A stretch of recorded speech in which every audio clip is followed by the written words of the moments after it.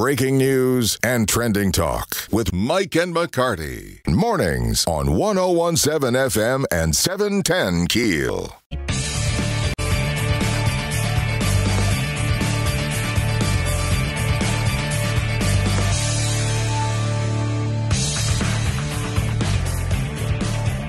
FM, 710 KEEL. Mike and McCarty in studio with Scott Hughes. Second, we're going to talk to second CEO. Thank you, Northwest Louisiana Realtors Association. Our realtor members are always the president. CEO. Okay. Now, look, Aaron told me this morning, and I said, and the Irish in me, and like, why, you know, I'm like resentful. I'm proud of you. I know what you're going to say. I'm proud of you. I said, let me get the information. Let me take a page out of Scott's book, get all the information before I fly off the handle, which I am prone to do. And we would encourage all consumers to get all the information about what we're about to talk about. It's so important to take a breath and just let me explain what has now happened. What had happened was you have to sign with an agent. You have to sign a contract before you can even look at a house. Why am I not resentful of this? Well, because it's new. It's something you've never done in Louisiana. It's something you've never done in 32 other states. Or why shouldn't I be? It is something that's been done in 18 states. If you've sold a house, you've listed your house and sold it, you've always signed a contract in all 50 states. You sign a listing agreement. That's called agency. Well, in most states, as the buyer, you never signed a contract. You just worked with somebody, you know, they helped you buy a house. And at the end of the process, to be honest, you never worried how they got paid. Very few people on the buyer side ever at the close turned to their agent and said, you did a great job. Here's a check for whatever you thought they should get paid. Think through that. You pay every other professional you hire. But in real estate, as the buyer, you never did. Why? Because, yes, you paid all the money. The buyers always brought all the money. But what happened is the seller, the person selling the house, would pay their agent, and their agent is the one that would share the commission with the buyer. So in effect, the person working for you, the buyer's agent, was being paid by the seller. That was really the lawsuit. Department of Justice, some class action lawyers. So were they really in it for you then? That's the question. Were they really working in your best interest, or were they working in the best interest of the seller? Were they working in the best interest of the seller's agent, the person that actually paid them? So that was the lawsuit. It really came about in March. So now we're going to have to pay two real estate agents when we buy a home. You just pay your own. Now what's going to happen is a seller will still enter their contract, the listing agreement, and they will likely list for only what they pay their agent. And now a buyer will do exactly what you just said. A buyer will decide, I'm going to pick Erin McCarty to be my agent. And I'm going to sit down before she starts doing services for me, and we're going to agree what services she's going to provide and how much I will pay her if I buy a house, when I buy a house. And so we have a contractual agreement. So now having that contract, we'll go start looking at houses. Now, we don't think a lot is going to change. The rest of it is almost more accounting and semantics, because sellers are still going to be willing to offer that sales incentive. They used to offer it through their own agent. Hey, we'll pay the other buyer's agent to help the transaction. Now what we believe is going to happen, and this is what happens in these other 18 states, sellers will simply offer that concession directly to the buyer. Now, Aaron will say, I'd like to buy this house. Here's my offer. I'd like $1,000 for closing costs. People have always asked for that. And now she might ask for another several $1,000s in closing costs to help pay her buyer's fee. Remember, she's paying all the money anyway. Right. This is just asking the other side to give it back, seller to buyer, not through the agents under the table. That's kind of how the lawsuit said. It was never under the table. Department of Justice uses that term. It was always on the documents. But people were not comfortable that it was real estate agent paying real estate agent. But if I want to see a home that is the Scott Hughes agency is selling it, and somebody from your agency shows it to me and I sign an agreement, but then I want to go see a home that Mike Martindale's agency is selling, and I want one of his agents to show it to me, am I still committed to the Scott Hughes selling guy Depends to on show what, it to me? Depends on what you sign. And we would encourage the consumers in the scenario you just outlined. You could do that. You could sign in to go see the home that Mike is showing. If you want Mike to represent you as the buyer, remember, Mike's already representing the seller. Right. So you should be a little careful. His best Sure. interest, first interest, is the seller. But if you want Mike to represent you on that home, you can sign an agreement that says, if I see this home, 123 Main Street, and if I buy this home, Okay. I agree my fee with Mike is whatever. So okay? I can in that buying agreement, I can list the homes they're going to show You can me. have an agreement for one home. You can have an agreement for one day. You can have an Okay. agreement for a weekend. You could come into town and say, hey, what if Ruben shows me some houses? Ruben, I'm going to sign an agreement for Ruben for 3 days. But After I 3 bet days, that's not typically going to be in those agreements. I bet that agreement, the broad language is going to say, if I show you any home, you owe me. this is where I would say, and remember, I'm not an agent. I run the association. And so my agents know this. But we would encourage the public to remember everything's negotiable, including the terms. And so if I find an agent, Ruben, and I think he's great, and I'm going to look for a home, I can sign an agreement for 6 months, 3 months, whatever, with Ruben. But I can sign an agreement for one weekend, for one house. Is it a standard form? Is it like a 17-page form that the average person, like a legal document, not going to be able to understand? Of course. Not yet. It's not yet for standard. I think over time you will see more of a standard agreement. Right now, because it's so new, each brokerage is coming up with their own forms. There's some samples that have been put out by the national, by the lawsuit people, by the state association. I've seen 1-pagers, 2-pagers, 4-pagers. I would encourage consumers, take a deep breath. Remember, you have options. Everything's negotiable, but it's negotiable for the real estate companies too. And I think in the end, when you really think to the economic model, this is, while initially perhaps not better for buyers. Remember, we got sued by sellers. This is going to be great for sellers, because sellers will now only contract with their selling side and have the option to pay anything they want to pay. On the buyer side, it's going to be a new process, but over the next several months, this will evolve, and I think we will see some more common, I'd say, paperwork, not numbers. Numbers will always be negotiable. Let's take a break. I want you to explain the commission and how that works and how it actually might save us money. This could actually lower overall commissions. Let's talk about that when we come back. Interesting. That's hard to imagine when you now committing to 2 agents. I know. I'm anxious to hear this. Scott Hughes in studio, Mike and McCarty, 1017 FM, 710keel.com. Sport. Back to the big stories of the day with Mike and McCarty on 1017 FM and 710 Keel. Scott Hughes, CEO, Shreveport, Bossier, Northwest Louisiana Realtors Association, talking about the changes. And are these changes in effect, or does it start on Today, right? They started Saturday, actually. Okay. What happened is there was a class action lawsuit in March is when the hearing came down. So it's only about 4 or 5 months ago. There was a settlement. We've agreed, the real estate industry, the National Association of Realtors, our multi-list services, and most of the brokerages have agreed to do this voluntarily in a settlement. The settlement would have been for $5.4 trillion. That was what the legal suit would have been. We settled for $1 billion and these rule changes. So what the change is, in case somebody's just tuning in, they missed the earlier segment, if you want to look at a house now, you have to sign a contract with a realtor. On the buyer side, nothing on the list side has changed. But it's also big changes on how the commissions are paid. Explain that. The whole lawsuit is about commissions. And traditionally, and I will use the numbers that were used in the lawsuit. I'm not throwing out numbers because I think these are market numbers, but these were the lawsuit. So what the lawsuit tried to show was that a typical American real estate deal, a buyer pays the seller. Then the seller might pay 5 or 6% commission to their broker. Well, then their broker would turn around and pay usually about half of that to the buyer broker. So in effect, it was broker paying broker, not seller paying buyer. It was not buyer paying their own agent. And each agent got about 3%. That was typical, right? Yep, but that's what the lawsuit tended to show. Okay. And so what this lawsuit really was about was never about the commission number. It was about the fact that the brokers were paying the brokers, rather than the buyer pay the broker and the seller pay the broker.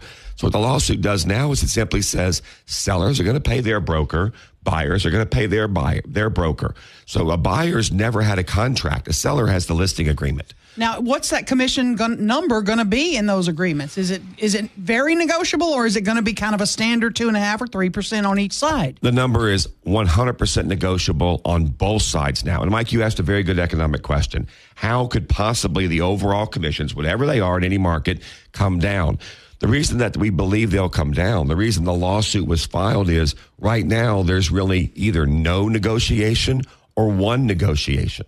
The negotiation was between the person selling the house and their agent. Mm-hmm. That was the whole negotiation. And that set the fee for everybody. Now they will negotiate what they think the selling agent, the list agent's worth.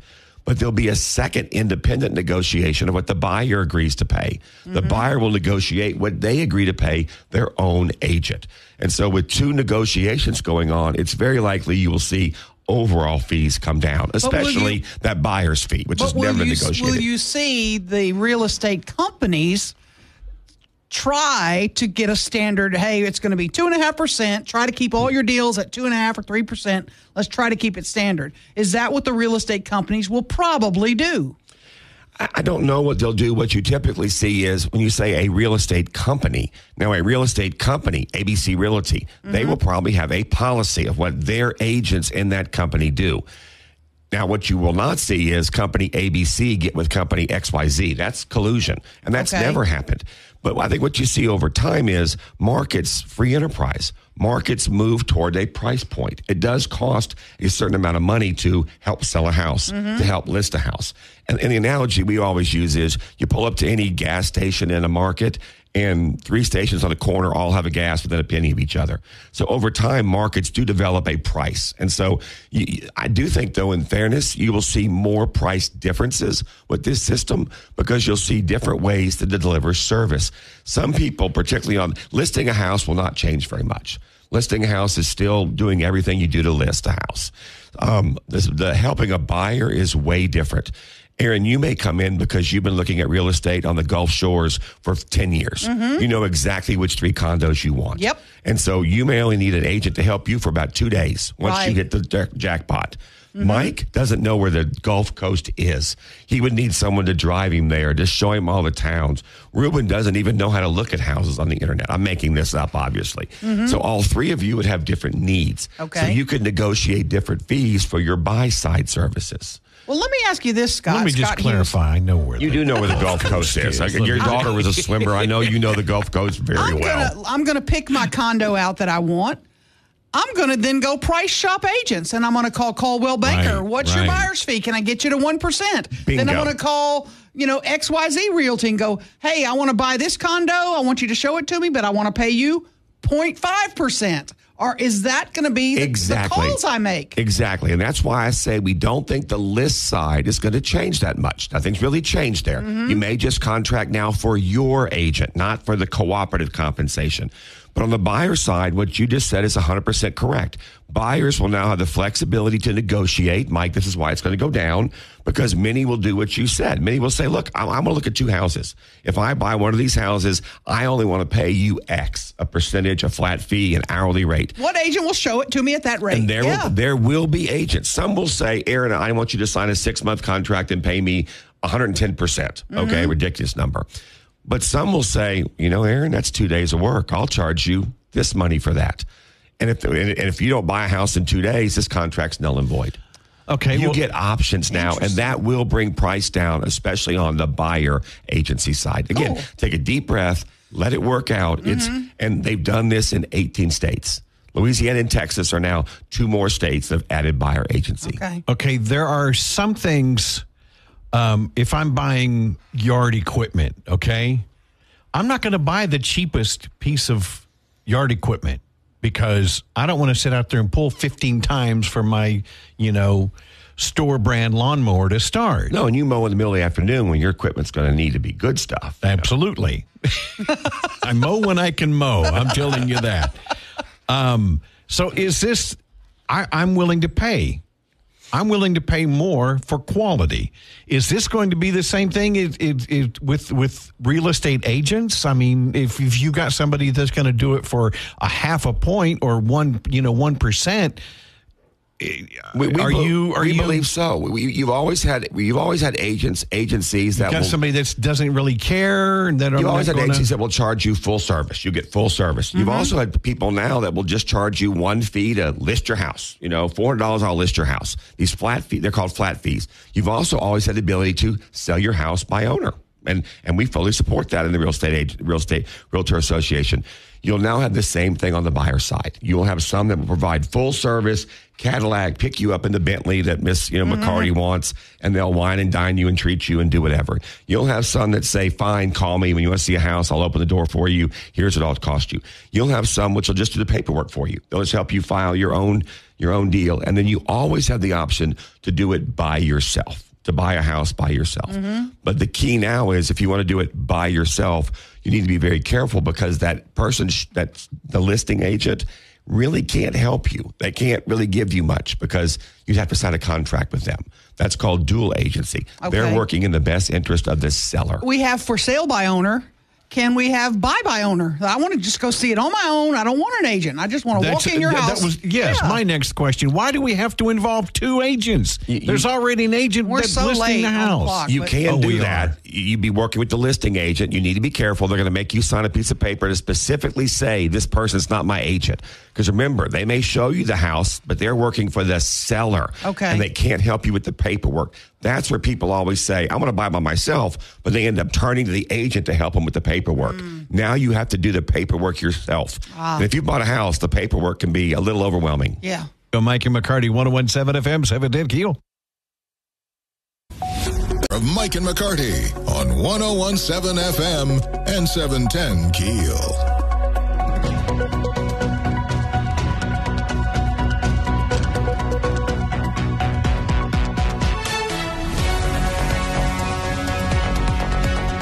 Louisiana Attorney General Liz Murrow picks up a victory in the Supreme Court, Louisiana's Title IX.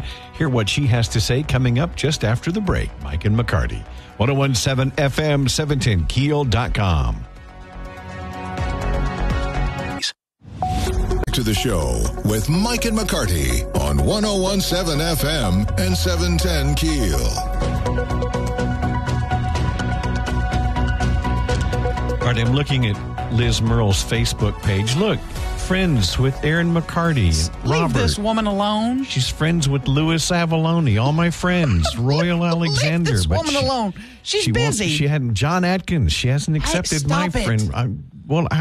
My feelings are hurt. My feelings. 101.7 FM, 710 KEEL. Mike and McCarty on the Jack Spring Electric Newsmaker Hotline. Our dear friend, Attorney General Liz Murrow. Good morning. Good morning. Are you complaining about me not accepting your friend? No, not at all. Again. I'm honored. And you need to keep that puppy, by the way. I will accept it. Why don't you resend it? And we did see the puppy. That is the most adorable little puppy ever. Gosh. I mean, isn't it? I just, can't get that little critter out of my head. He's the cutest little thing. Pretty big victory at the U.S. Supreme Court with regard to discrimination in our schools. Explain what this ruling does, what it means.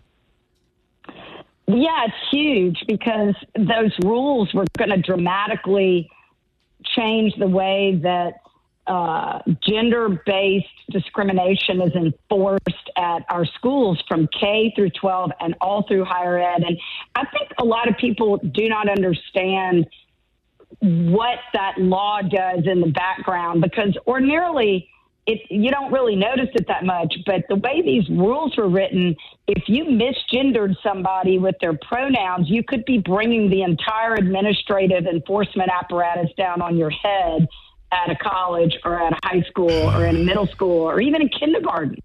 It was crazy. And I think this ruling blocks the government from being able to enforce those rules in all of our states where we obtained an injunction, which at this point is, I think, over 20 states. Now, this essentially is a temporary ruling, as I understand it, while the case moves through the court system. Is that accurate?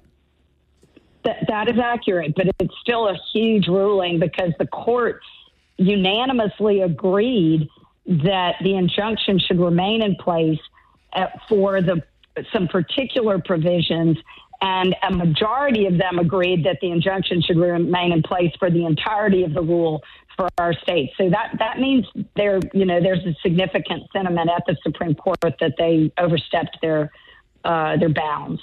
So this rule. What are the legal proceedings? What do we have to do to have this behind us?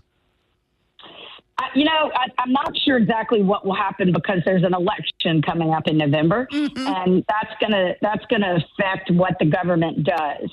But at least for now, the government is committed to appealing this injunction at the United States Supreme Court. So unless they do something else, we would expect to be defending our injunction in the United States Supreme Court sometime next fall or spring. Now, did this really go as far as allowing boys to use girls' bathrooms in our schools? Did it really, or was that just one of those talking points to get attention? No, it absolutely does go that far. In fact, Aaron, I'll tell you, the rule is so strict with regard to what you cannot ask about someone's gender that if a boy a boy who is fully clothed as a boy walks into the girl's bathroom, and you could get in trouble for even asking about their gender because you're assuming that they are a boy by looking at them. And frankly, if that boy said, "Today I'm identifying as a female," he will in fact have invoked the protections of the rule, and anybody who questions it, anybody who misgenders him and calls him a him when he has declared that he's a her, all of that becomes illegal under this rule, and it imposes enforcement obligations on the school to protect that child and not all of the rest of them. This is so insanity. It creates an environment where you can't even complain about it without getting in trouble. This is lunacy. Right is wrong and wrong is right.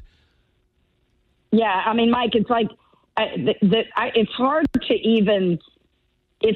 to describe how dangerous this rule is and how pervasive it is, because Title IX has become so integrated into our school environments. And look, it's been a really successful law in terms of providing opportunities for women and girls in an educational environment. It means you couldn't exclude them because of gender-based sex reasons, like you're female, so we've got to protect. Even when I went to law school, there was still discussion about women taking the place of men in a law school class. And so just a mere 10 years or 15 years before I went to law school, the law school classes were predominantly male. Mm-hmm. And so Title IX has made room for women in those spaces, and that's been enormously successful. Scholarships for women in athletic environment have been equalized, right? I mean, it's given us a lot more opportunity by saying you've got to have a lot of teams. If you want to have big football, baseball, basketball programs for the men, you've also got to have opportunities for women. So we've had more expanded volleyball, baseball, softball, soccer, you name it. We've got more women's sports and more opportunities for women because of Title IX. Which just and that goes right into the face of Title IX when you go, look, boys can identify as women and play in women's sports. You've just taken that equality for women and the opportunities for women out of the equation. Well, the definition of gender identity is subjective and it's fluid. So it's changing, it goes back to being subjective. It's whatever that individual determines that individual is on that particular day or in that particular moment. And so there is no way to protect girls from this kind of ideology. It actually makes girls the offenders when they try to protect themselves by complaining about it. And we have seen that play out where, girls are inhibited from being able to speak because of the threat of administrative action against them, or being told that there is nothing you can do about it. You could complain, but there's nobody to complain to, and there's nothing you can do.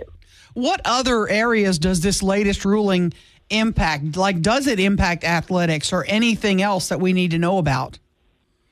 So does the government very carefully tried to avoid directly talking about athletics? In the rule, they say that more rules will be forthcoming that specifically deal with athletics.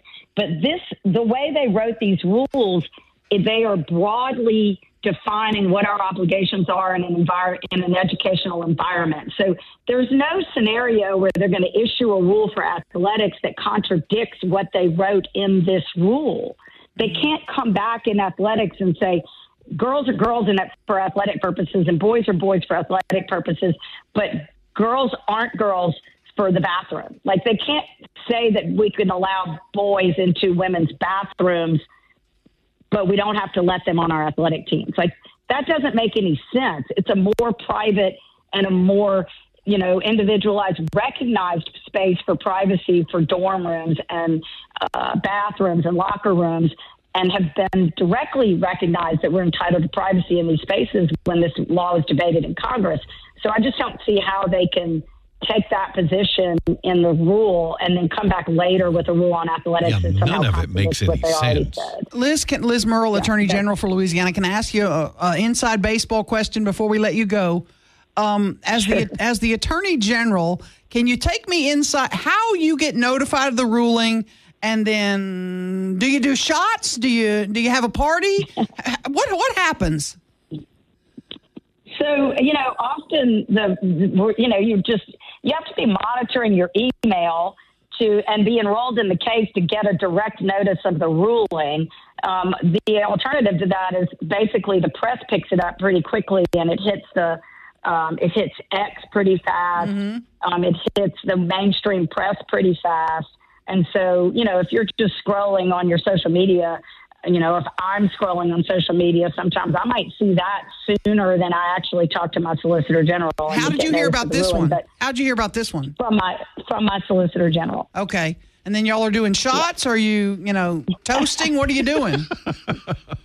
I'm congratulating the team for a job well done. Okay. It takes, it's a lot of work to litigate these cases, and we are certainly excited about the wins, but we don't rest on our laurels. As soon as we get that win, we're looking forward to the future and continuing to defend the rule because the fight's not over.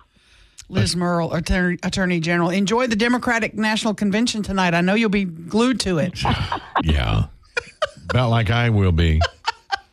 Thank you so much. I'm just going to say it's very different from the Republican one. Yeah, just a bit. Yeah, Liz, thanks for being available to us. We appreciate you.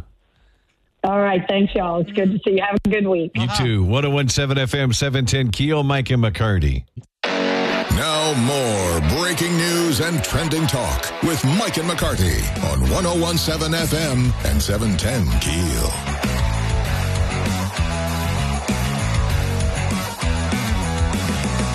All right, I want praise and accolades. I want recognition. Woo! Cheers, yoo-hoo, woohoos, and all that.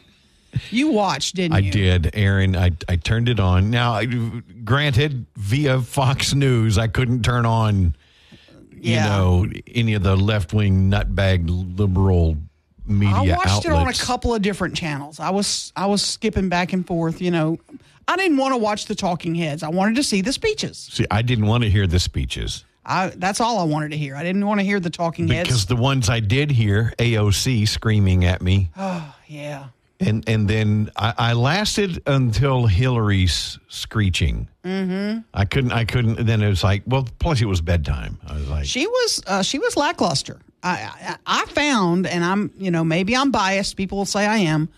I found it pretty lackluster night. Aaron, I thought Joe Biden's daughter was very good. I thought AOC she was very is good. a good speaker. Mm-hmm. Now, she got him fired up. She just had no content. She had right. And I found it interesting that to contrast the Republican convention where they didn't want to talk about Biden. They didn't want to say his name. Right. Every one of them talked about Trump all night. It was how bad he is, how evil he is, how awful he is, I want you to run for something, not against something. Right. And I wish somebody would tell Trump, look, talk about your successes in your first term. And then, yes, highlight what she's about, because the media is not going to highlight her far, far left policies. Yeah. Did you see what he did yesterday? OMG, Mike. I'm better looking than she is. Oh, good gosh. That had to have been sarcastic. It had to have been That's sarcastic. who he is. Everybody says she's an attractive black woman. I'm way better looking than she is. Please. Will you please stop? Come on. But I did notice, Aaron, first of all, I thought, well, maybe it's early. All the empty seats. Yeah. And when they did crowd shots, Aaron, people were sitting in their seats on their phones. And then they'd look up and go, oh, USA, and they look back down at their phones. They were not invested. I mean, you talk about lackluster. I was stunned by how late they waited to put Joe Biden on. It was almost 10:30. Well, that was You've on lost purpose. the country. You think it was? Absolutely. You've lost the country by They did then. that on purpose. You I mean, think? they put him on the first night on purpose. Oh, yeah. And Kamala came out and spoke for a whole 18 seconds Yeah. That's not and like said absolutely nothing. they typically don't speak on the first night. But I was very disappointed that they waited to trot Joe out until everybody's going to sleep. Did you stay up? I watched it later today. I mean, this morning. Oh, okay. And Yeah. because I'd tried to stay up, but I'm like, man, this is too late. Goodness. Yeah. Please. R.J. Johnson, he's a Democratic national delegate in Chicago. We'll hear from him after the local news, 101.7 FM, 710keel.com.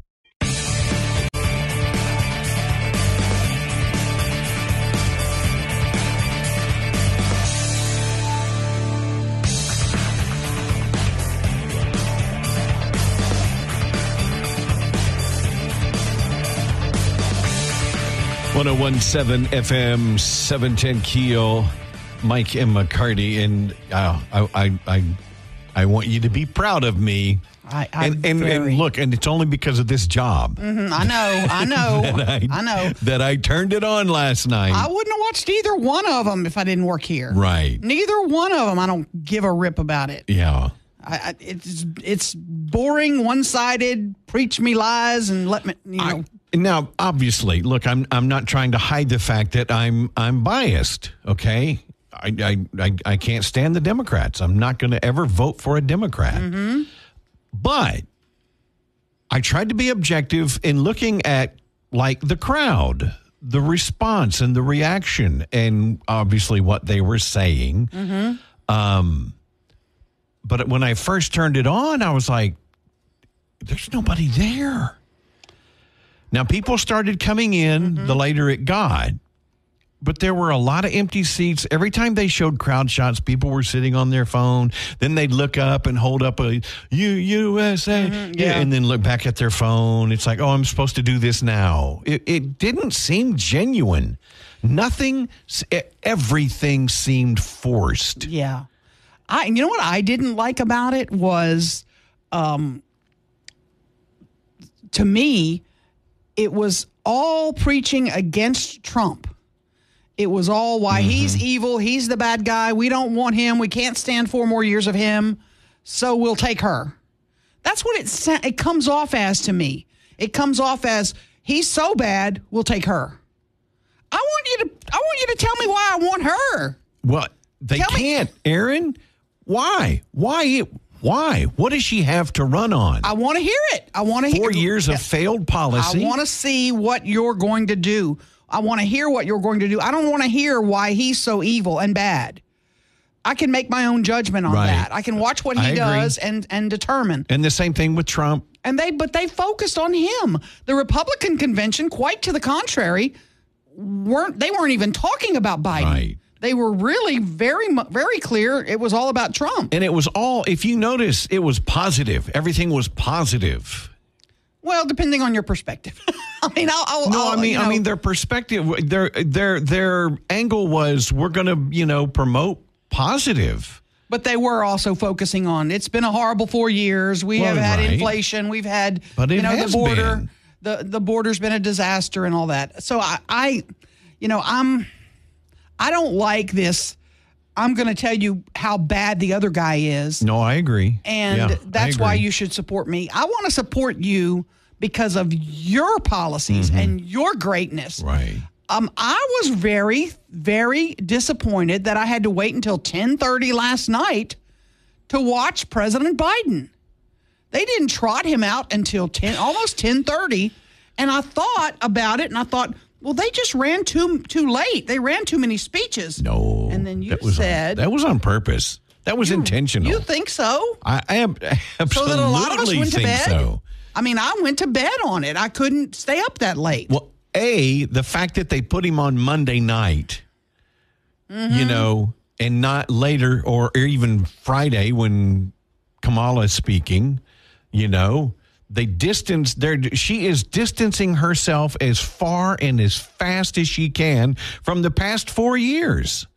Yeah, and you would have, you would think you'd put him at a better prime spot later in the week. They don't want people. They were scared to death to have him come out and speak live. You haven't seen him since basically the debate, since they ran him off. And Aaron, every time well, how about our president of the United States, this honorable man, this great man, historic president. I'm like, yeah, so historic and so great, you pushed him out. Right.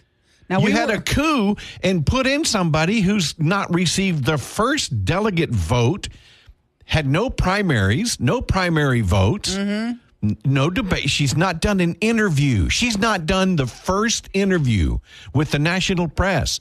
Time did a huge fluff piece and then even said she refused to have an interview with us.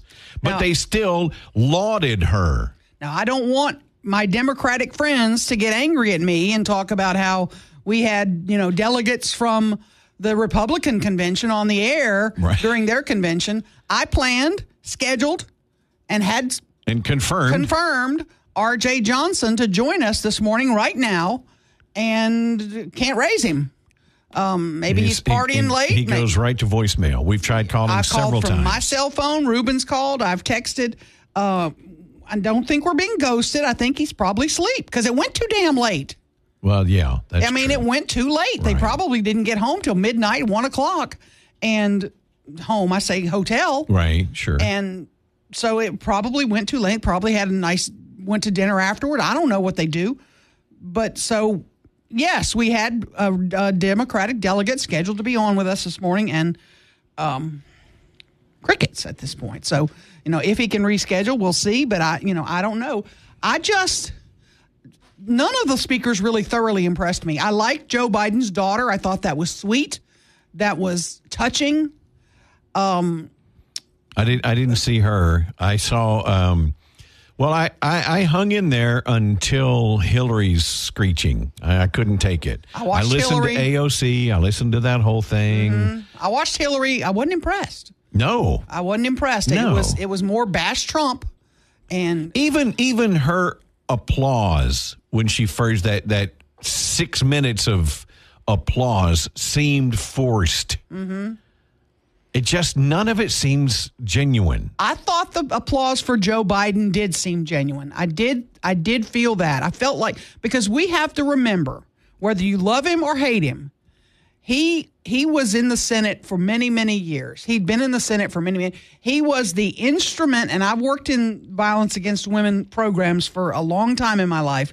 He was instrumental in writing the Violence Against Women Act, which changed how we treat domestic violence in this country. If I have to say Joe Biden made one mark in our nation, that was it. That was his bill. That was his bill. That was it. Okay. That was it. And so 50 years of public service, and that's... You're a bad man. You're a bad man.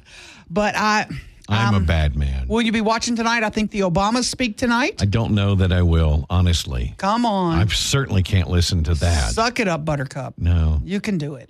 Of course, I said I wasn't going to, and then I turned it on last night. So I mean, there might be a train wreck. You never know. But they got to get their schedule better. They got to end it by 10 o'clock, 10:15 at the latest, because obviously there's no local news then at 10 o'clock news. They have to push all that back. And you mess up people's schedules, and it's school days now. The Republicans were not during school. Right, yeah. This is now during school days. We got to get the kids to bed. We got to get lunches packed and all that. You got to do a better job of this scheduling crap. Louisiana House Speaker Philip DeVilliers he's in town. We're going to get him on the phone and talk to him. See, he's learning about Northwest Louisiana and the fact that it actually is part of Louisiana. Mike and McCarty, 101.7 FM, 710keel.com. Back with more of Mike and McCarty on 101.7 FM and 710 Keel.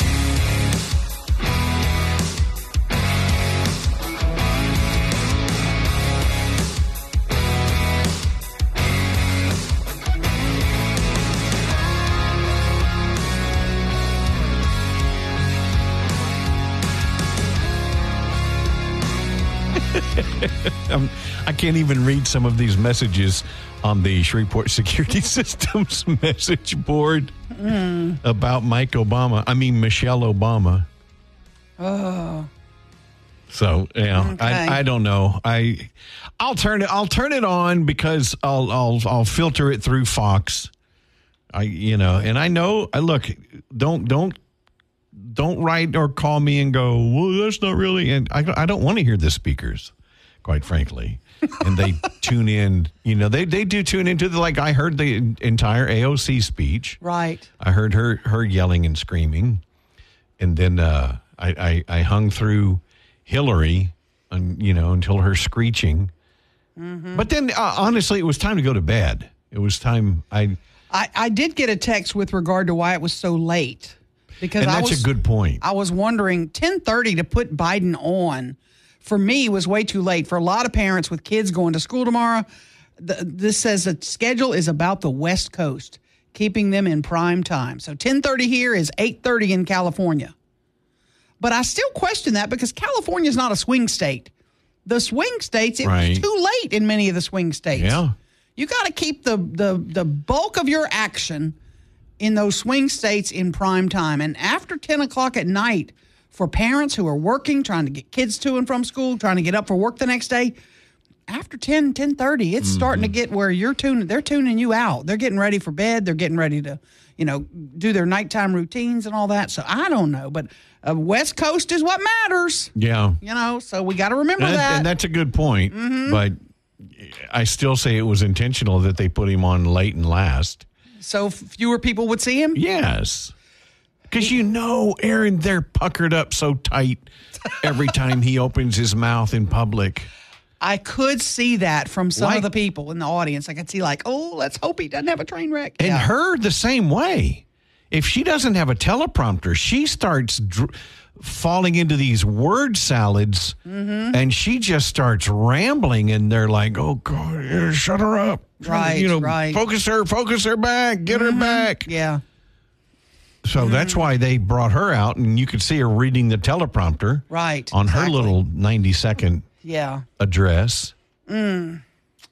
I don't understand. I don't get it. I'm gonna watch tonight. The Obamas will be speaking tonight. You're gonna watch, of course. Mm-hmm.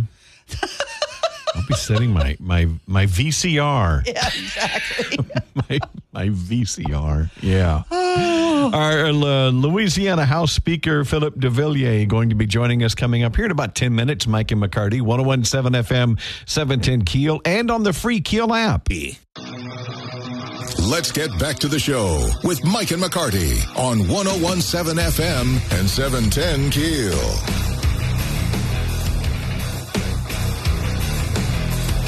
Well, Louisiana Governor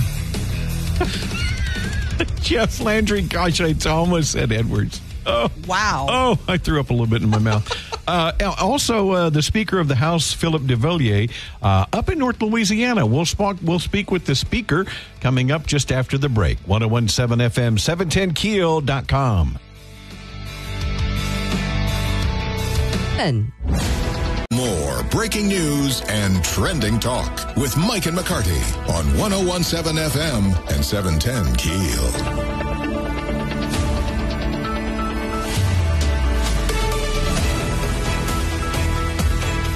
What is one of our biggest lamentations been for years in the northern part of the state? that lawmakers down south don't care about us. Yeah. We're ignored. We get the, crumbs. I put the line north of Ellick. A lot of people put it north of I-10. Yeah, a lot of people do. And we are getting, we're getting some attention this week.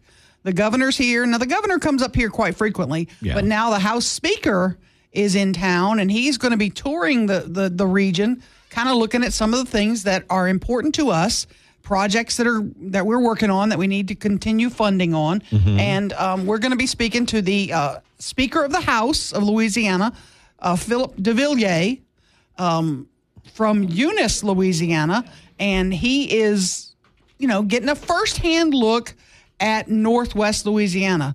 Mr. Speaker, we appreciate you joining us. Good morning. Good morning. How you doing this morning? We're doing good. Where are they dragging you to today? Do you know what kind of things you're going to be seeing? I'm not real sure. It's up to the reps that I'm meeting with, but it's exciting, and I enjoyed my day yesterday and look forward to what we have the rest of the week. Just going around the state, meeting with members and seeing what's going on in their districts and what their priorities are. So yesterday you started your tour. Tell us what you saw and what your impressions are. Yeah, absolutely. So the first member I met with yesterday morning was Rep. Bagley. We went to the hospital over in DeSoto Parish, looked at what they're going to be reinvesting dollars in as far as building a new facility. It's pretty exciting to see what they have going on there. We then went meet with the GOP group in that parish. They had some guest speakers at a luncheon. From there, we sat down with some mayors from Rep. Bagley's area and the sheriff from DeSoto and just listened to some of their concerns that they have, of course, in Rep. Bagley's district. From there, yesterday afternoon, we just went meet with a few additional reps, and again, just trying to visit with them, hearing what their concerns are, hearing what their constituents' concerns are. And it's just been really enlightening. We met with the mayor of Shreveport last night and had dinner with him, and several reps came and sat down, and we discussed what's going on in Shreveport and Bossier. So it's very eye-opening. I'm sure Curtis Jackson's name came up. I'm sure it did. Let me ask you this, Representative Speaker. I'm sorry. There are a lot of concerns of folks that are listening to you that we get the crumbs, you get the good loaf of bread, and we get some of the crumbs in Northwest Louisiana. Are you committed that you hope the legislature will do better with regarding our area, us, and I'm sure Monroe has the same gripes? Yeah, I mean, we do hear the complaints of, the resources or the lack of resources coming to the northern part of our state. And I think it's very important that I get around the entire state and try to see what the needs are in each area. I feel like you have a tremendous amount of assets and infrastructure here in North Louisiana, Shreveport, and Bossier. And I think we need to take advantage of these resources and certainly do what we can to bring jobs here and certainly get a better return on your investments. And I'm sure you're aware today, obviously you have me here, and I'm pretty sure the governor is going to be coming here today as well. Mm-hmm. There are some big projects that are hanging. One is the I-49 Intercity Connector. It's a 3-mile stretch of that freeway through the heart of our city. Are you committed to get that done and to push for funding for that? So my first meeting this morning is at 8 o'clock, and that's what we're visiting on is the I-49 3-mile expansion that you're referring to. All ears to see what the plans are, see what the costs are associated with that, and see what's going to take to get it to come to fruition. That was part of our conversation last night, probably the major part of it last night. Another thing people have talked about, and I know Mike and I both want to talk to you about this, is income tax. We've had several people that have come on the radio and said we have to be more competitive. Next year's a fiscal session. Is that something that you support and you will push, is to do away with Louisiana's income tax? So certainly, if you look at the legislation I filed over my first 8 years, I've certainly brought bills to address tax reform. Most people aren't aware that when you look at our state general fund of around $12 billion, more than half of that is generated off of income taxes, both personal, which is the greater amount of around $4.5 billion, and in the corporate income tax side, which is around $1.2. On top of that would be the franchise tax. So when people say, let's get rid of the income tax, I feel like you're going to have a lot of people people that would be in favor of it. Certainly everyone would like to see lower taxes. You just have to figure out how are you going to replace those revenues? The first thought that comes to mind is where can we cut back on government, finding efficiencies within the state of Louisiana's government. And then from there, what are you going to do with the tax burden? Of course, when you're losing $6.6 billion out of a $12 billion budget, you got to make up those revenues somewhere. So do I support a decrease in income taxes? Absolutely. Can I say that we would get rid of it all this year? I think that would be extremely difficult to do. Several years ago, we had the film industry in Louisiana, and it was prospering in North Louisiana until they decimated the film tax credits. With Curtis Jackson investing the money he's investing in our, not only North Louisiana, but in Shreveport specifically, how are those film tax credits going to continue and benefit not only him, but others that want to come to our area? Yeah, look, I haven't been real supportive of the movie tax credit in the past, just because when you look at the return on the state's investment, you lose about 77 cents on every dollar. The local areas such as Shreveport, New Orleans, Baton Rouge, they have, I would say, a pretty strong industry when it comes to the movie picture tax credit and things of that nature. It costs the state about $180 million a year. I know a minute ago you asked about lowering the income tax. I think you have to look around the entire state and look at the thousands of businesses that are here that are having to pay higher income tax rates because we're giving away so many different credits. So, can you get rid of the $180 million credit and buy down the rate on corporate income tax? I think you could, and I think that's going to be part of the conversation. You may not like to hear that. You're right. So, I just think, and I get it, and certainly we talked about that last night, but we're just trying to figure out, how can we create the best tax structure in Louisiana? And certainly I think if you look at all of the credits that we give to LED and how those credits are used, it may be more fruitful if we just give LED, a pot of credits and say you use this amount to see where you can generate the most return on the investment. I feel like I'm dancing around your question on the movie tax credit piece, but again, if you look at the cost to the state of $180 million, and you really only see those in the industry in three different areas of the state, it does cost a lot. Philip DeVilliers, Speaker of the House, you're talking to two people who each have two children, who all four of our children live out of state. The chances of our children coming back to live in Louisiana are pretty much zero. Out-migration has been a huge problem in Louisiana. What can you, as Speaker of the House, what can our lawmakers do to reverse that? Our kids are leaving, and they're not planning to come back. Yeah, look, absolutely. When I was elected, my children were 4, 8, and 12. Now they're 14, 17, and 21, and I have the same concerns that you have with our children leaving our state. We're seeing outward migration. It's very, very concerning, which is one of the reasons I'm driving around the state, visiting with members, looking at their districts, and trying to figure out what the priorities are for each area, and then going back to Baton Rouge, coming up with policy to try to create a better Louisiana. I believe when you look at how do you bring industry here? How do you bring industry to Shreveport and Bossier City? We have to get into those areas and meet with the mayors, meet with the representatives, meet with the senators, and understand what the challenges are that each area face.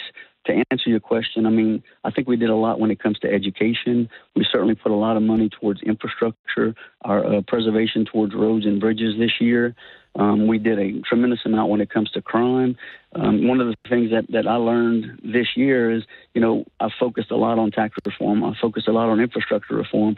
We can have the best education system and the best infrastructure, but people aren't going to want to live in Louisiana if we have a serious crime problem, which we do.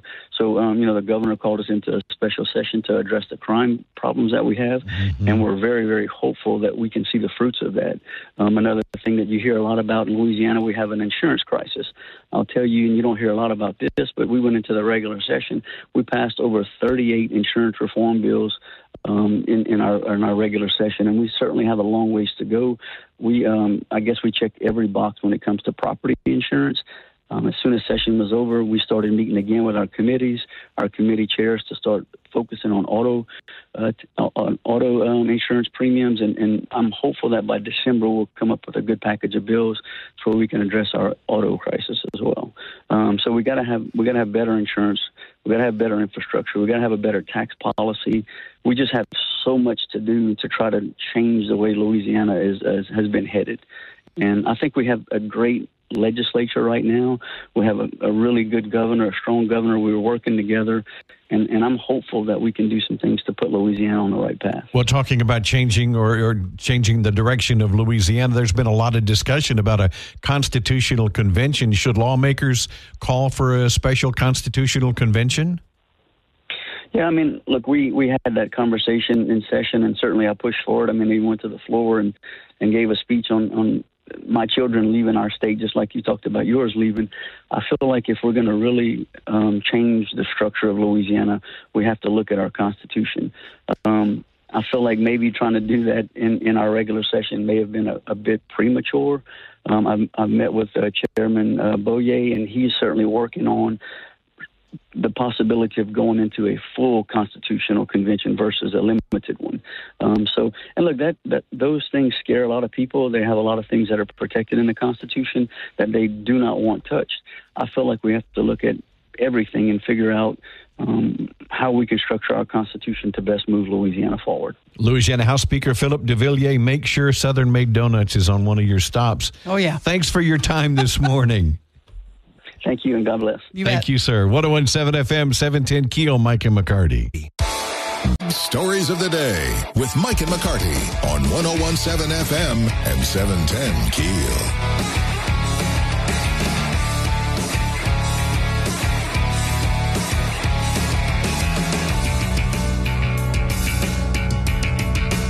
When you sent me this information on this police pay and the discrepancies that are, wow, this is pretty remarkable. Yeah, it really is. And it is disturbing how the city has not fully funded the retirement fund for police officers. And we're going to talk fully about that coming up at 8:40 with attorney Pam Breedlove. She's going to discuss the deficiencies in paying into the retirement system by the city for the police department. She also says that police employment payroll records, this was stunning to me, police employment payroll records are still being done handwritten. SPD does payroll by hand. I find that negligent. And I really hours do. are written in pencil that the police officers are working. Wow. It's Is this stunning. 1962? Stunning. Unbelievable. That's going to be coming up at 8:40. We're going to be talking with Pam Breedlove. Right now we got Lewis Johnson with the city of Bossier City. We got to clear up what happened at Bossier High School last night during Spirit Night. Yeah, we're getting conflicting reports now. Lewis Johnson, good morning. Can you hear me? Hey, Mike, I think you called the wrong person. It's Raymond Cruz. I was wondering why y'all were calling. Sorry. That's Raymond Cruz. Raymond Cruz. That's great. I wish I could give you some more information, but my bad. Call the Lewis Johnson number that was just calling me. Erin's got her number. That's under for a good time call, so that's why we... Hey, did you talk to... Lewis was calling me on my cell, and did he agree to go on? Oh, and you dialed the wrong number. Ruben! Raymond, good morning. He's gone. Bye, Good Ruben. morning to you. Great interview with the Speaker of the Louisiana House. Thank y'all. Thank you. We'll try to connect with Lewis. Oh, man, we're echoing, too. See if you can get Lewis on, and we will ditch our feature, and we'll get Lewis on, because there's conflicting reports with regard to what happened at Bossier High last night. This was a fight. Was it a road rage incident? We're getting conflicting reports now. We said that there were two people that ended up getting in a fight. There was the Bossier High School stadium, which, by the way, I went to Bossier High School. special place in my heart.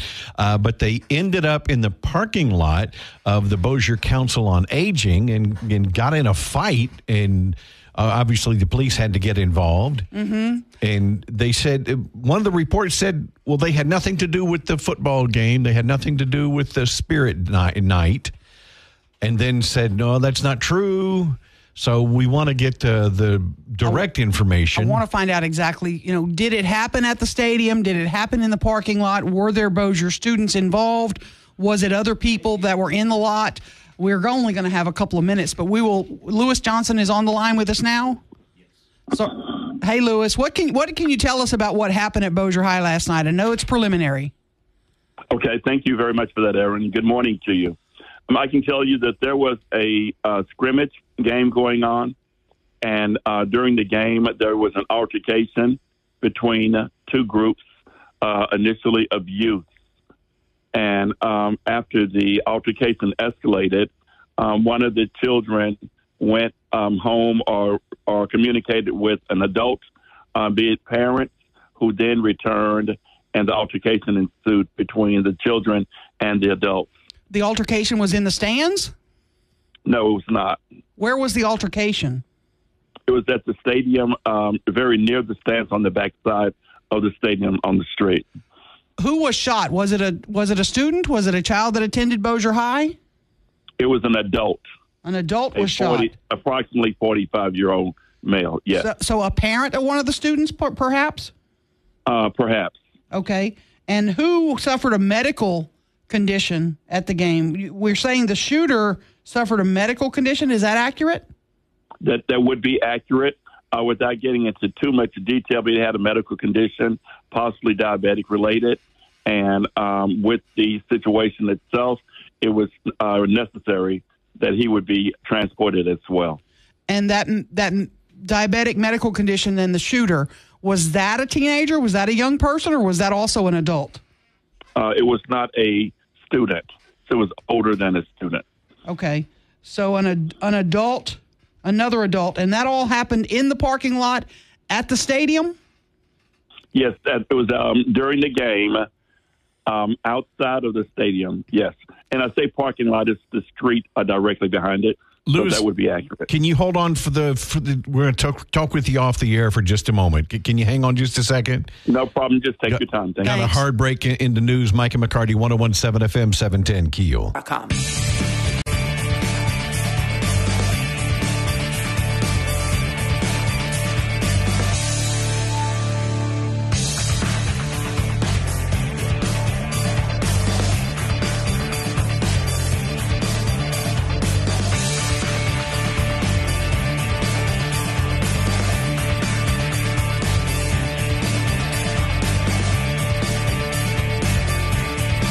.7 FM, 710 KEEL, Mike and McCarty, and on the Jack Spring Electric Newsmaker hotline this morning, candidate for 6th Congressional District, Elbert Guillory, joining us. Good morning, Mr. Guillory. Good morning. How are you today? Well, we're doing very well. Thank you for your time this morning. How goes the campaign so far? It is wonderful. It's keeping me very busy. Just in the last 3 weeks, we've done almost 10,000 miles up and down the 280-mile-long district. What are some of the concerns that you're hearing about most, especially with this new redistricting? What are you hearing from the people? Their biggest concerns that I have found are the crime, and we have Alexandria, Shreveport, and Baton Rouge in this district. Unbelievable. So crime is a major, major problem. The federal spending, which has led to double the gasoline prices, double the food prices, double the prices of a mortgage.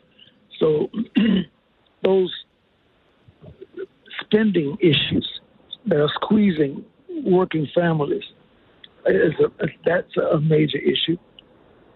The outbreaks of diseases that have not been seen in the United States as a result of the open borders.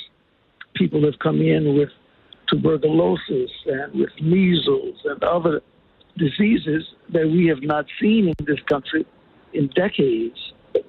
That's concerning a lot of people. That is very interesting. That's not something that we've heard a lot about when we talk about open borders. That we have been good about getting a hold on those things like measles and mumps, but other countries aren't as advanced as we are, and then that's starting to make a reappearance. That's very interesting. It really is, and it's sad. It's so unnecessary. All we have to do is check people at the border. Well, we know that's not happening. Orderly immigration, it's not happening at all. An orderly immigration process is something that this nation and any civilized nation must have. Would you support a tax cut if you're elected to Congress?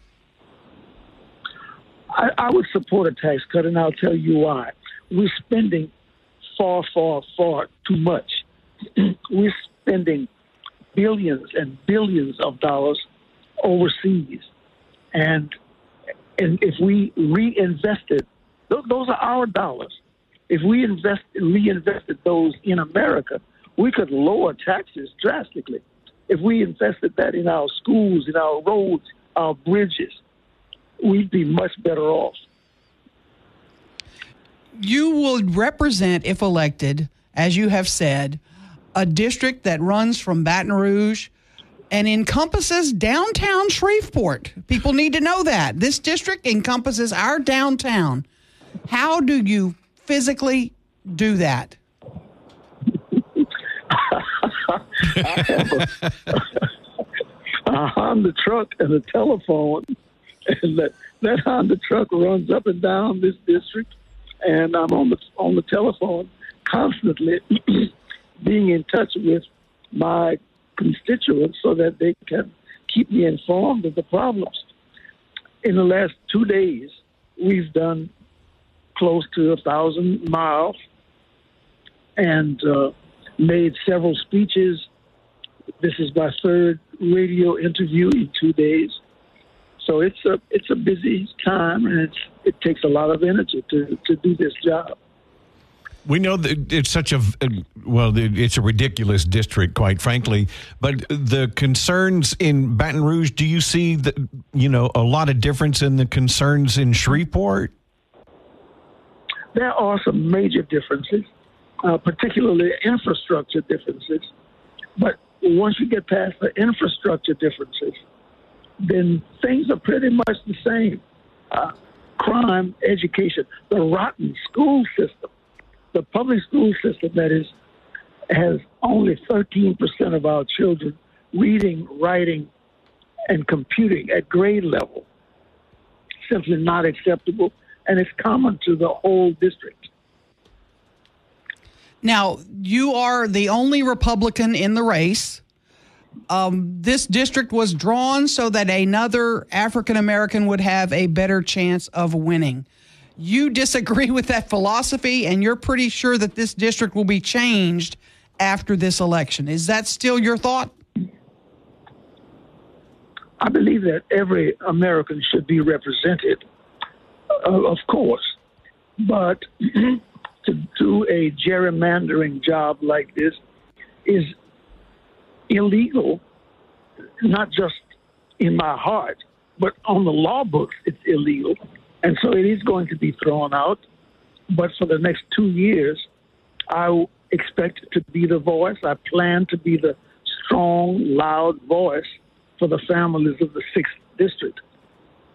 It's going to be redrawn, and hopefully in a way that's fair to all parties involved. How do you do that, Elbert Guillory? How do you draw a district that's fair? Ultimately, I believe to do it based on geography and not on race is the best way to do it. The people, for example, in Acadiana have certain interests, certain cultural similarities. The people in North Louisiana have certain interests, certain cultural distinguishing factors. And so if you draw it along those kinds of lines, instead of racial lines, I think that would benefit all Americans much more than trying to create a racially identifiable district. However, this is where we are. This is what the law has given to us and the legislature has drawn for us. So for now, I want to be that voice, a voice for all Americans. Just happens to come wrapped in a black face. But you are a Republican, correct? I am a Republican. I'm a Rhino. I'm rock. Your phone's goofing up. You must be in one of those the Shreveport Tunnel under the Red River, or one of those dead miles among those thousands of miles you're traveling. Is it better now? Yes. There we go. Thank you. We want to repeat. You are a Republican, the lone Republican in the race. Yes, I am, and I'm not a rhino. I am a rock solid Republican. There are black Republicans. You do exist. People need to realize that. They keep saying, right, there are no black Republicans. They do exist. They absolutely are out there. And they believe in conservative measures, right? Absolutely. It's a matter of common sense. There's some things that just... Well, I was raised in the country in Opelousas and Lawtell. And there's some things that are just common sense values. We can tell the difference between a hen and a rooster. We don't overspend our money. We don't spend more than we take in. Like cream that has to rise to the top of every bottle of milk. Every molecule of cream has to work its way from the bottom to the top. And that's the same thing to the American ladder of success. One has to work one's way up. If you want to be the cream, you work your way up. If you want to be skim milk, you stay on the bottom. Well, Albert Guillory, I'm going to tell you a secret about myself since you brought up hens and roosters. As we wrap today, I just learned a year ago, roosters don't lay eggs. I just wanted to give you that little tidbit. I'm sad to say she's not joking. She's not joking. Thank you, Albert. We appreciate your time. Thank you so very much. Let us know when you get into town. We'd love to buy you a cup of coffee. That's a deal. I accept. Thank you, Albert Guillory, candidate for 6th Congressional District. Mike and McCarty, 101.7 FM, 710KEEL.com. Mike and McCarty on 101.7 FM and 710 KEEL. You know, you and I, we're old, Aaron. Hey. Speak for yourself. I know. Well, I don't feel, honestly. I don't. I don't. When like I'm talking to my kids and I say something like I am, no, my mom is this age, not me. Yeah, you know? Yeah, exactly. No. And there's, becoming that guy. Mm-hmm. There were kids across the street yesterday when I got home and they were, Aaron, I'm getting out of my truck and I've got my bag on my shoulder and they're, I don't know what they were doing. They were going in the backyard. I don't know who they were. I'm standing there in the driveway eyeballing them. I mean, I'm letting them know that I'm watching them. Oh, wow. I'm watching you, young whippersnappers. What are you doing? Is that your bike you're riding off on, boy? Hey. But there are some things that like old people, okay, and millennials agree on. Mm-hmm. So I'll ask Ruben, too. Okay. Things like, new car headlights are too damn bright. Awful. Yeah. Yes. I mean, even what's going on? Why? Even I'm like, what are you? And I've now gotten to the point where I'm not flashing at them because it's those new ones and they're just they're even bright. on dim.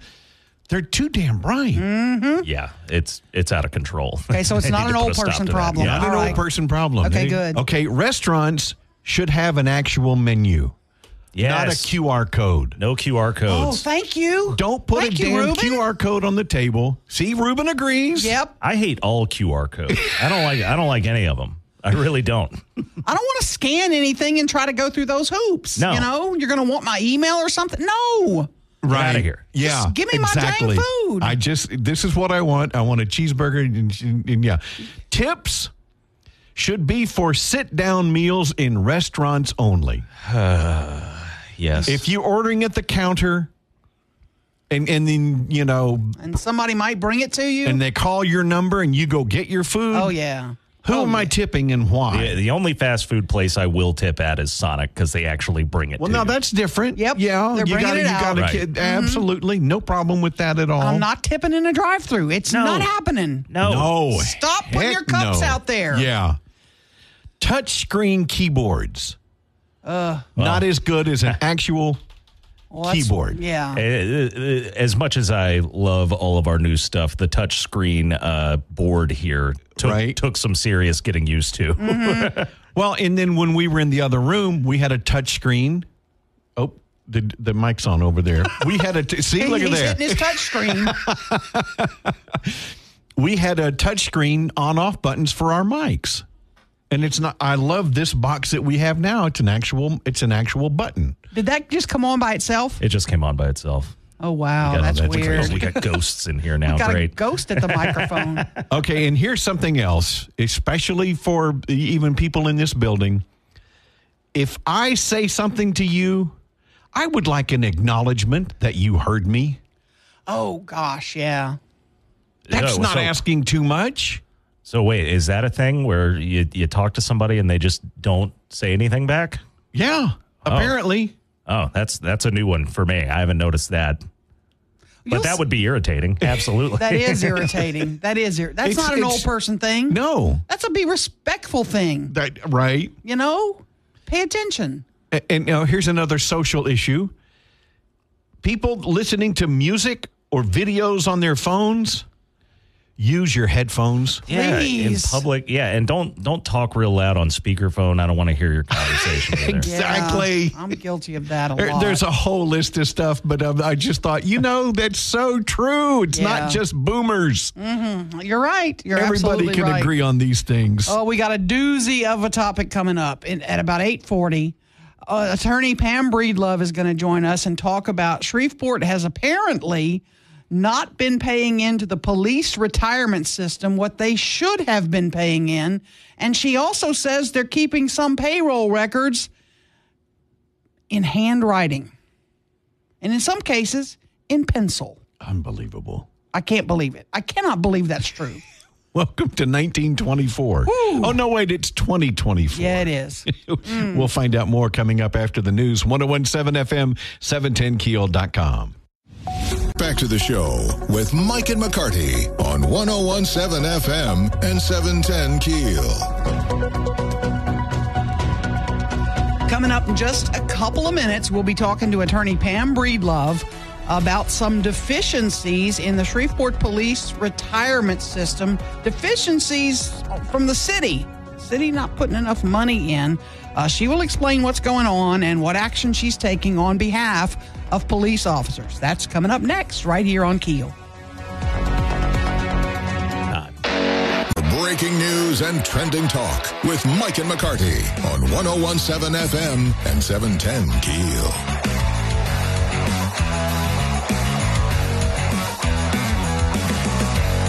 .117 FM, 710 Keel, Mike and McCarty, and Aaron's been working on this, quite frankly, a pretty incredible story. The Shreveport City has been deficient in about 2 years making payments into the retirement systems for the Shreveport Police Department. When officers start the academy, that's when they're supposed to start paying into the retirement system, and that hasn't been taking place. No, it's not been taking place, and they've also not been putting enough money in to the retirement system, which is called MPERS, the Municipal Police Employment Retirement System. They've not been putting enough money in based on all of the money that officers make, including the state supplemental pay. And some officers have been getting, separate checks. And I'm not sure what the problem is. It seems like some of our procedures might need to be updated if we're still inputting police hours by hand on forms in pencil.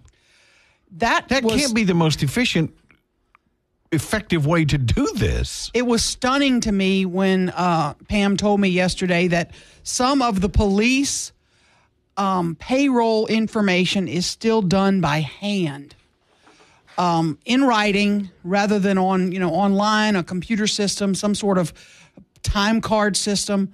That some of it is still done by hand, and she represents police officers who are either getting ready to retire. She represents some who just started the academy. Pam Breedlove, local attorney. And no money was put in to the retirement for those folks that started the academy.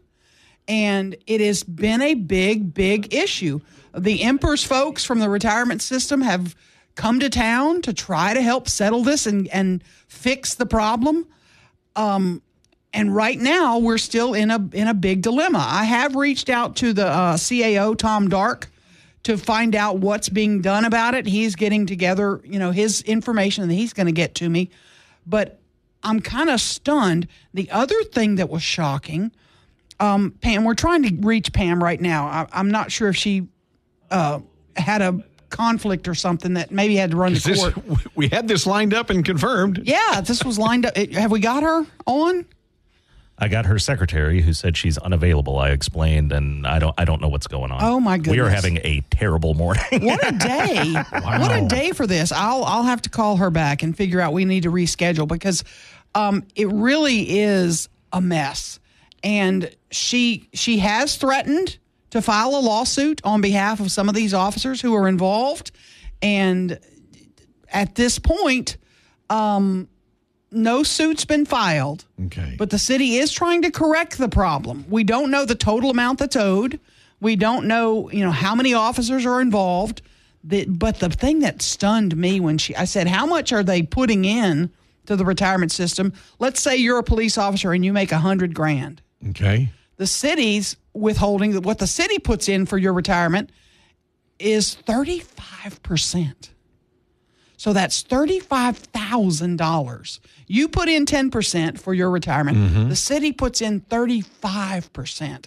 That number is so high because we have not been putting in enough over years and years. So they're having to raise that rate to try to catch up with what they should have been doing the entire time. Yes, for a long time. This goes way back beyond Perkins, beyond probably beyond Hightower. It goes way. We didn't put in enough money over years, so the retirement system, the funds are now diminished where they're not able to pay out all of the retirees. How can it get to this? How can it have gone on this long? It is a big, big mess, and they're trying to fix it. The city is trying to fix it, but we're broke. How did this come about? How did this get attention brought to it? Well, a couple of things happened. There were some retirees or folks that are getting ready to retire, and they can go on to the system, to the Emperor's site, and see what they're projected to be paid in retirement.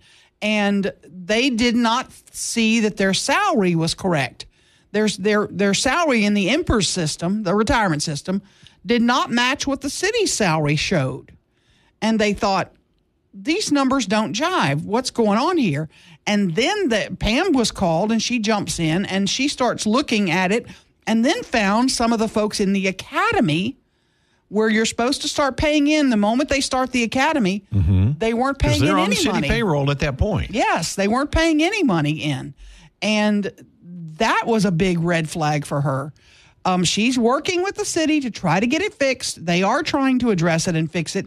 But again, where's the money going to come from? It could amount to a large chunk of money.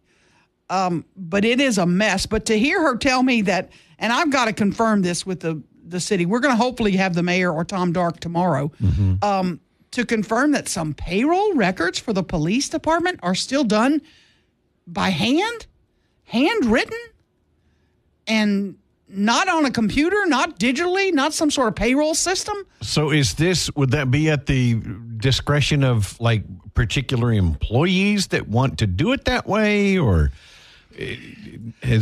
obviously they've got computers in the building. Well, she named some names that I'm not going to name. Right, sure. That said they preferred it like that's how they'd always done it. You have some of those don't move my cheese people, and they didn't want their cheese moved. So we're still hand doing some payroll records, which I find astonishing. I'm hoping that's not true. She promised me it is. She said, it is true. I'm going to have to ask, here's how I work with the city and with the mayor and Tom Dark. I sent them my initial salvo. Like, here, I want more information about this. They'll send me what they can give me, and then I'll do some follow-ups. Is it true that SPD payroll, some of it or all of it, is done payroll records handwritten? Right. And why? In pencil. That just boggles my mind. I'm just blown away by it. Hopefully, I can reschedule Miss Breedlove, but I'm baffled. I'm baffled by some of the things that have gone on.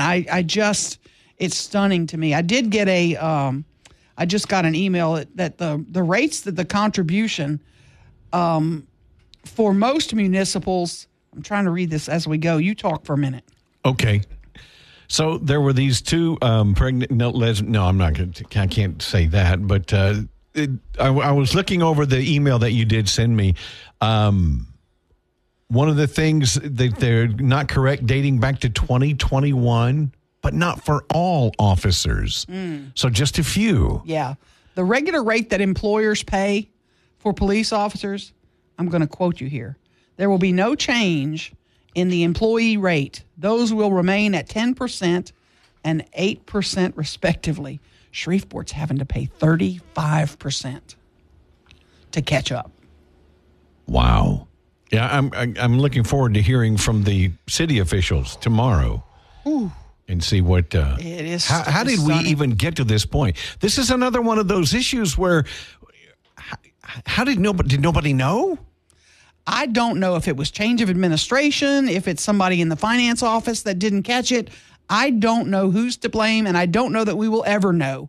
I think Tom Dark will probably fall on the sword and say, "Hey, I didn't catch it. I'm fixing it. I'm going to fix it." That's typically how they're going to handle it. Which is how I would want it. I would handle it if I were mayor. I'd say, "Hey, look, this is the buck stops with me. We're fixing it, and we're going to correct how we do business." We'll find out. 101.7 FM, 710 KEEL.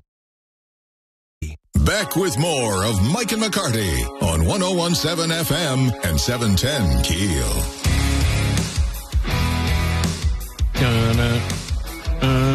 101.7 FM, 710 KEEL, Mike and McCarty. Hey, Mike screwed something up, so I've got to fix it. Okay.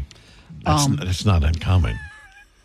This comes from the Municipal Police Employees Retirement System to mayors and employers.